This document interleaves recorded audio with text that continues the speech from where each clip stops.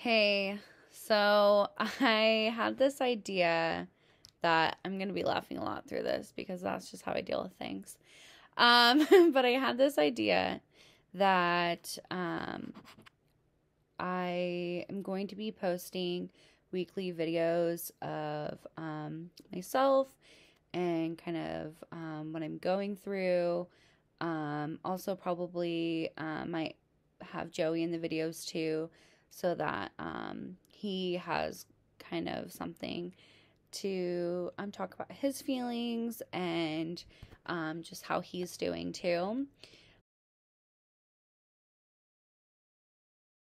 And I just want to be really transparent and authentic with everyone that's in my life and who care about me. And I think also that it'd be easier on other people and myself because in the last couple days I've thought about a lot about the people in my life and how they have been affected by just knowing what's going on with me. And I just want to just make it an easier.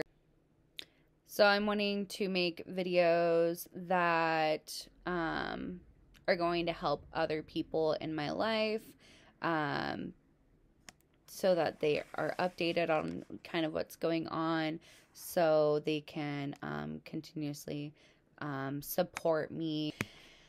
Um, I just feel like this would be a good platform to also just express like myself and just talk about my story and maybe in the future help somebody else because what I'm going through, um, there's things that could have made it preventable. And I was not knowledgeable in that sense. And I'm hoping that maybe someone can take, my story and like use it in their life and hopefully help somebody else. What I'm going through is also super, super uncommon for someone my age. And I just want to document that as well because I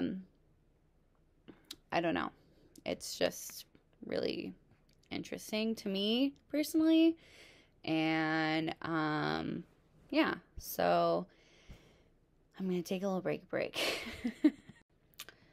I also want to make this video to maybe help other people be more aware of their health and also to take it seriously. And I personally did not ever go to the doctor. The only time that I ever went to the doctor consistently was when I was pregnant with Joey, and that was, really it. So it's really important that we do our checkups, at least yearly checkups. I know for girls, we have a 6 months, and it's really important for us to be attending to those so that we are aware of kind of just what's going on with us. I also want to let you guys know exactly how this kind of all started. And I know the people that are really, really close to me know kind of what happened. But what happened was I found out that I had HPV back in 2019, and I went to Planned Parenthood, and they did not suspect anything bad, and so I was assuming that, whatever was going to happen, and that it eventually goes away. Every case is different. There's lots and lots of different strains, and a really interesting fact that probably a lot of people don't know is that men don't know that they have it. There's no way for them to get tested for it, and so it makes it very, very common because of that. So I, back in last year, 2020, in March, I was obviously sexually active, and I was bleeding a lot, which wasn't really normal. I mean, it was like a death. Like, I don't know, like someone was killing me, basically. It was really excessive. And I thought that was really weird and really concerning. And this happened for a while. It got to the point where, I would take a bath, and I would come out of the bath and I would have like bleeding, like footprints on the ground. And it was just crazy. And so I was like, this isn't normal. I thought maybe, like, am I having a miscarriage? Like, it was just so weird. So I talked to my people that were close to me, and they really pushed me to go to the urgent care. So I did, and the nurse there at the urgent care, she was like, oh, have you ever had a heavy, period, blah, blah. And I was just like, I would not be here if that were the case. So that was kind of like agitating. And I think everyone kind of gets that when they first go to the doctor. They kind of like brush you off. But then she did a pap smear, and she visibly saw a tumor in my on my cervix. And then she felt on top as well, and felt it, and she just said to me that I need to go get seen.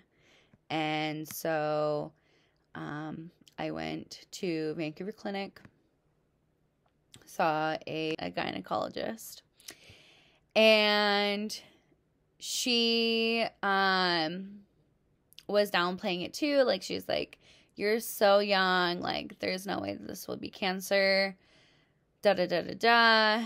And she looked in there, and she's like, yeah, I don't know. Like, questioning what she just said. And then she's scheduled for a biopsy. And so it was just so much like waiting period, and I was like so confused during this time. I mean, they would say one thing before they would even look at it, and I'm like, okay, yeah, they're right, like, this is fine, like, we're fine, I'm fine, like, everything's great. And then they'd actually like see it and deal with it, and then they would be nervous wrecks. And I'm like, so what are we dealing with really here, guys? Can you like tell me what's happening? And I mean, they can't like tell you exactly what it is if they haven't like fully like figured it out and got all the information that they need. So I went to the appointment for the biopsy, and she said that I was bleeding way too much in the office that they were in, and that she wanted me to see a specialist, an oncologist. And I was like, going to a cancer center right now. Like, what? Like, I don't know. I was freaking out at this point. Like, I was crying and like thinking like, yeah, this is definitely like gonna be cancer. Like, like, I don't know. I just felt like it was just wrong, something was off. So I went to the cancer center, which I go to Compass Oncology, and my doctor has been dealing with this kind of cancer for more than I've been alive. So he's really, really good. He's super nice. When I first met him, he was very kind, and he was able to do the biopsy, and everything was fine. And I had to come back a week later, and God, was I stressed as hell. I mean, I just wanted to know at this point. And I went to my appointment. Told me that I had cervical cancer, and that it was really uncommon for someone my age, and that but I'm going to be fine, and that I'm going to go through chemo and radiation, and I can still work, and we just get through that and get rid of it, and I should be, good to go, pretty much. So I started chemo. I had chemo for 6 weeks, every Monday or Tuesday, just once a week for 4 hours. And the first time, it was really hard for her to keep the IV going. And so I had to get a port placed. And so I had to go through surgery to get that in there. And that was nerve-wracking.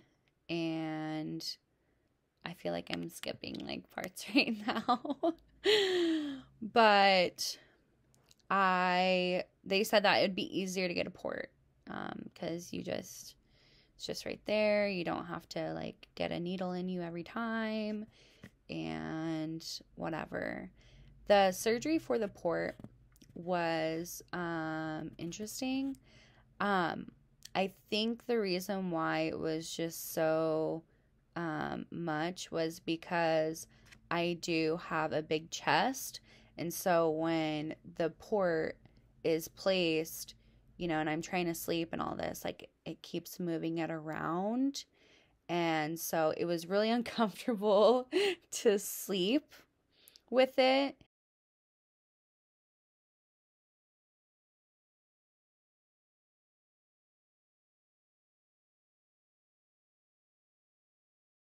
So I am chilling in my bed for this because I bought myself a new bed and a new bed frame, and I'm completely enjoying it.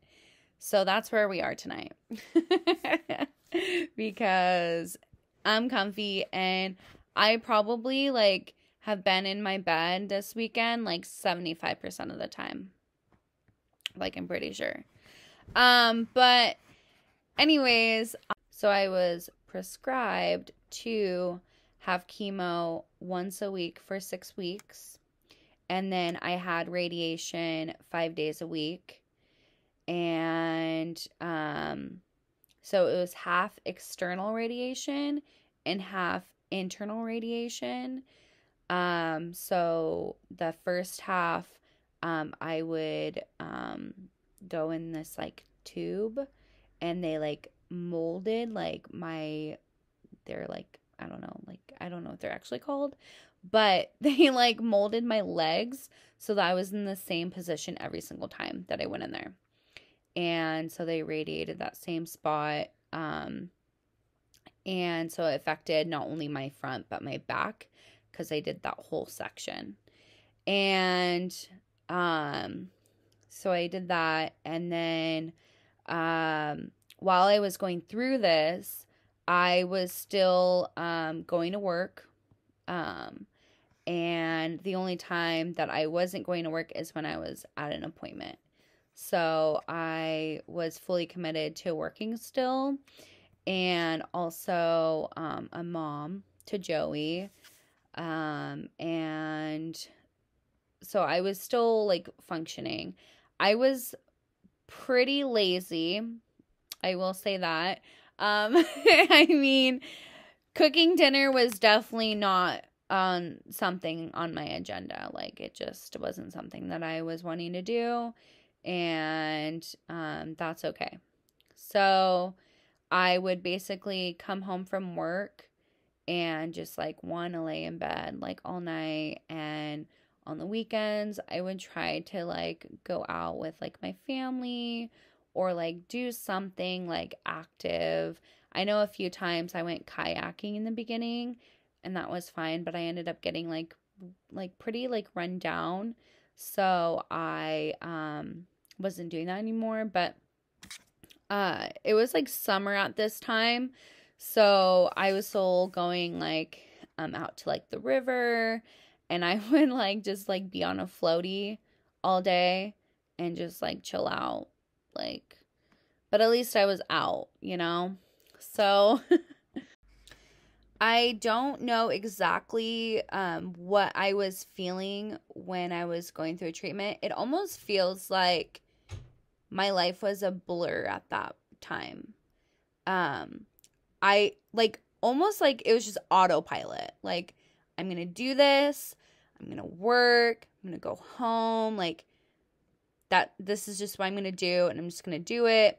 And I didn't really like question anything. Like, I was just, you know, doing what I needed to do, basically. And I mean, they did say, like, if you go through it, like, you should be good, right? So I'm like, okay, I just got to get through it and I'll be good. And so then I went through half of my treatment and I was done with the external radiation. Then it was time for me to do the internal radiation, which I believe I did 4 or 5 sessions. Maybe it was 4. I can't remember. But I think that's a side effect.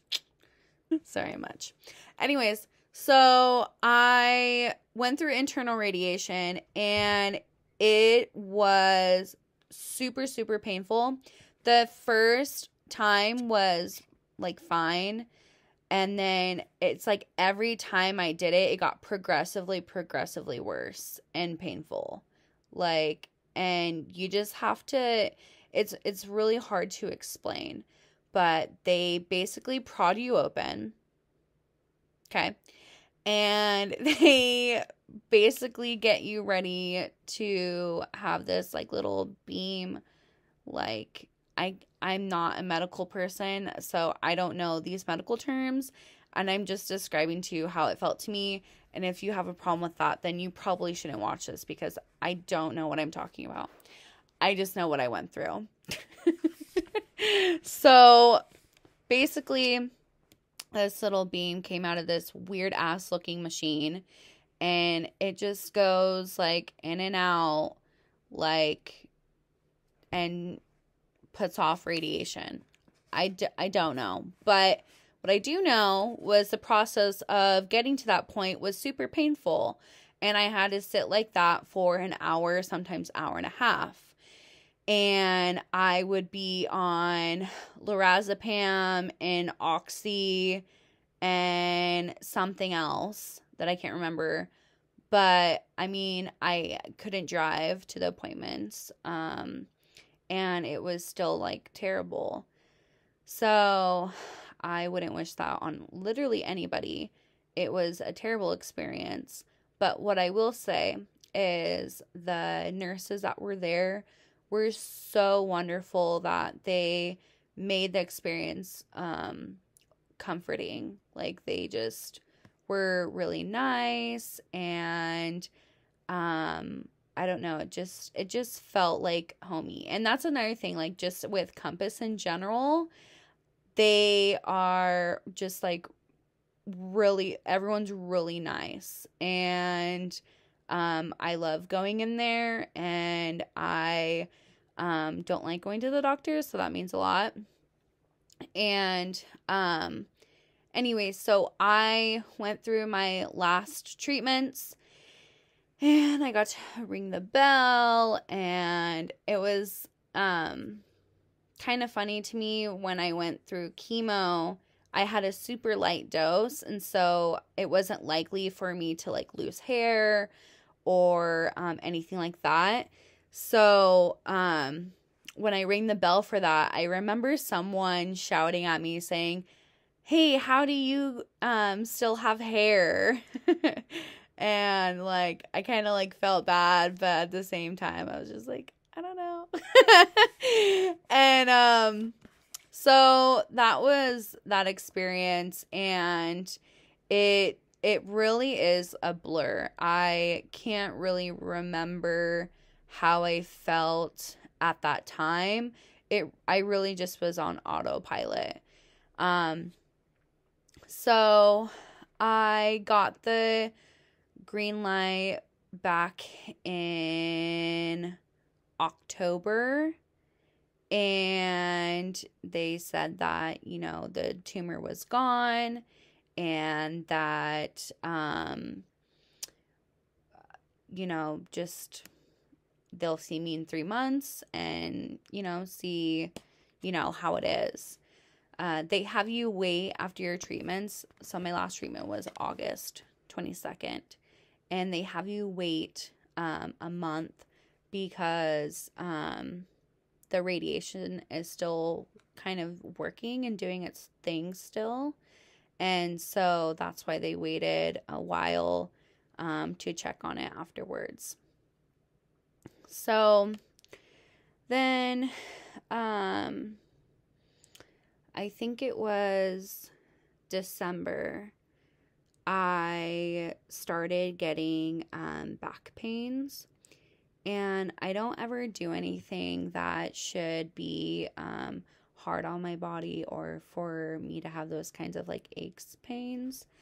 But I just like shrugged it off, and I was just like, I don't know, maybe I did do something to my back. Like maybe when I picked something up or I turned a certain way or whatever. And I it just got progressively worse, and it got to the point where I couldn't sleep without taking like a leave or Tylenol. Like I had to take something to sleep. It got really bad when I'd wake up after the hours of the medicine of it working. So if it was 4 or 6 hours, I would wake up, you know, 4 or 6 hours, and then I would have to take another one to go back to sleep. And my pain would just wake me up out of my sleep. Usually during the day, I'm able to ignore it because I'm on the go a lot and doing something. So it kind of distracts me from the pain. But like even my coworkers would hear me complain about my back sometimes. I even had to order a new office chair because I don't know, I thought maybe that was the problem. And so now it was 2 weeks ago that I decided, was it 2 weeks ago? Time is going by so fast. I don't even know anymore. It was last weekend, actually. I went to the urgent care. And the reason why I went was I was supposed to go to the beach with my sister for my birthday. And I decided that I was going to stay the night at her house because we were going to leave early in the morning. And that night, it was hurting so bad, my back was, and it started affecting my stomach too. And I was like in the fetal position, and I was like, this isn't normal to be in this much pain. Like, something has to be wrong. Like, I don't understand anymore. Like, I need to get it figured out. And I was having, like, almost like PTSD. Like, I did not want to go to the urgent care. I did not want to be seen. I mean, last time that, you know, I went in, they told me I ended up finding out that I have cancer. Like, I don't want that to happen again, you know? And I started crying about it, and I was like, please don't make me go. Like, I really don't want to go. My sister's like, I don't like going either. Like, you think I want you to go? Like, and so she just was pushing me to go. And so finally, tears and all, I was like, fine, I'm going. And we got in the car, and we go to Legacy. I get there around like 9 p.m. at night. 9 p.m. at night. You know, just had to clarify in case you were confused. I was there until about 2 in the morning, I believe. And they decided when I got there, after I told them everything, that I should get a CAT scan. So I got a CAT scan done. And I just went back into my room and just like waited for the results. And I remember like talking to one of the nurses and telling her like, hey, as long as, you know, you don't tell me I have cancer, like, I don't care like what it is, because I can handle anything if it's not that, you know what I mean? So finally the doctor comes back. They like give me IV fluids. They gave me something for my stomach and everything like that. And so I was really comfortable, and I ended up just falling asleep. And so the doctor ended up coming into the room, and he told me that they found a mass, and because of my history, that it's most likely cancer again. And when he told me that, I was kind of half asleep at that time. And so I like flung up and from the bed, and I was like, can you re-say that again? Like, I don't think I heard you right. And so he, you know, explained it again. And I was just in such like disbelief. I was like, no, you're wrong. Like, you're wrong. This isn't happening. Like, not again. Not fucking again. And I'm probably gonna cry. It's fine.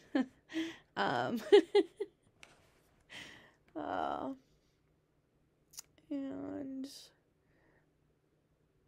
I started, you know, just freaking out. And probably screams that the whole entire, like, ER could hear me. Like, honestly. And, he was like, is there anything that you need? And I was just like, I want to hold my baby. And he was like, where is he? And I was like, he's at his dad's. And, I just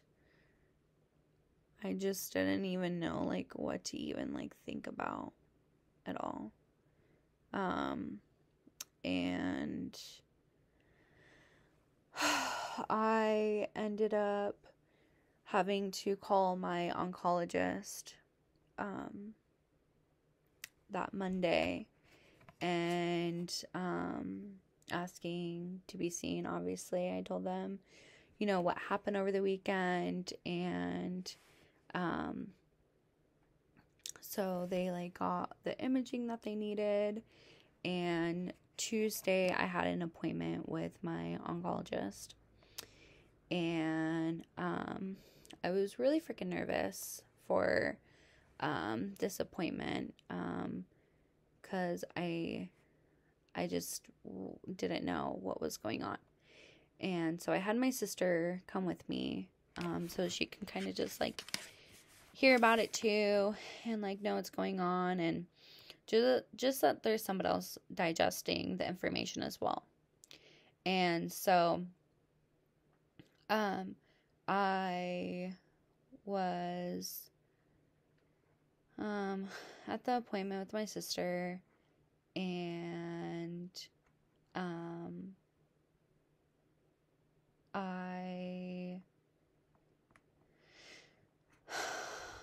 the nurse was in there, and then like some like intern nurse or something was in there, and then my oncologist was in there.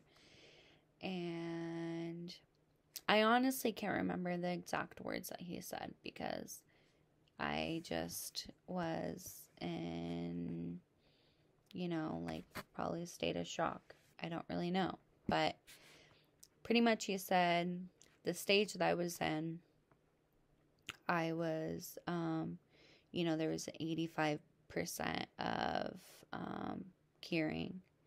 And he's like, I remember him saying, like, so that's really great odds. So that's good. And he goes, well, now you're in that 15%.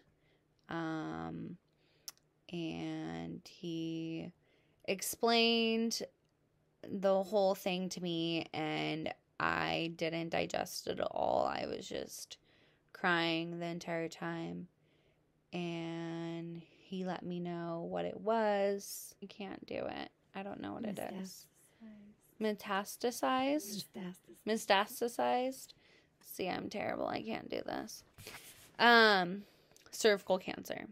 So it moved, and that it's now in my colon. So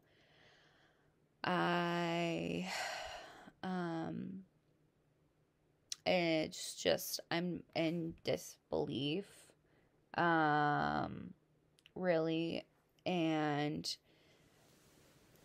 I can't even process it yet. And I think a big reason why I can't even process it yet is because I don't really know the whole thing just yet, because I have a PET scan that I have to complete, and I'm doing that on Monday. And then on Thursday, I will have another appointment with my doctor, and he will give me the rundown of everything surrounding it. And so I'm just kind of in limbo still, just trying to like figure out what's going on, like how bad it is. Like, it can't be any better from seeing the PET scans. Like, basically gonna see like if it's any worse. So I'm just hoping and praying that they come back okay. And like, we'll see, right? I'm trying to have the attitude of just dealing with this, and also just trying to just like live my life at the same time. Like, I don't want this to like hold me back from, what I want to be and who I want to be and everything like that. Like, I am going to continue to live my life, and maybe even like do things that I probably wouldn't do. And I should. And I don't know, just make the most of every single day. Like, anything that I want to do that day, like if I can do, like I'm going to do it because I should. And that's kind of just how I'm like coping with this. And we'll just see like how it goes, like as time goes on. And I don't know. So I'm just trying to like just stay positive, and that's just really all I can do. And I have to also like be strong for Joey. I mean, Joey sees me every single day and what I'm doing and everything like that, and I just have to just keep going. So I don't know, that's like really all I had. I know I could probably go into like more details and things like that, but I literally think I have memory loss. I don't know what's wrong with me. But yeah, so that's kind of how this started and what's been going on. I have a lot of support in my life, and I'm super, super thankful for it. When I found out about everything, my coworkers took me out, and were super sweet. And my sister told me, take the day off work the next day and let's go to the beach. And I was like, okay. And then the following day was my birthday, which is crazy. And my coworkers made me feel super special again on that day. And my sister is so super sweet and is really there for me. And I have other friends too that, were there for me over this last weekend. And it makes it hard for me to like be sad. Like, I'm so happy with the people that I have in my life, and the support that I have, and it's just great. And yeah, that's kind of all I have to say right now. And hopefully my next video is a lot better, because I wasn't very funny and I cried, which probably happened again, let's be honest.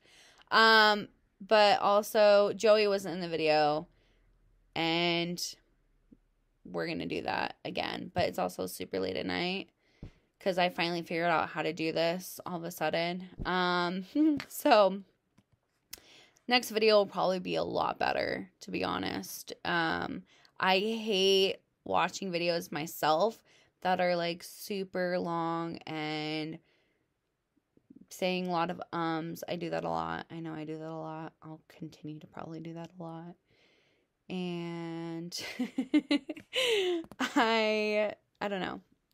So, but the point here is I want everyone to kind of like know what's going on with me, and also just understand the importance of your health.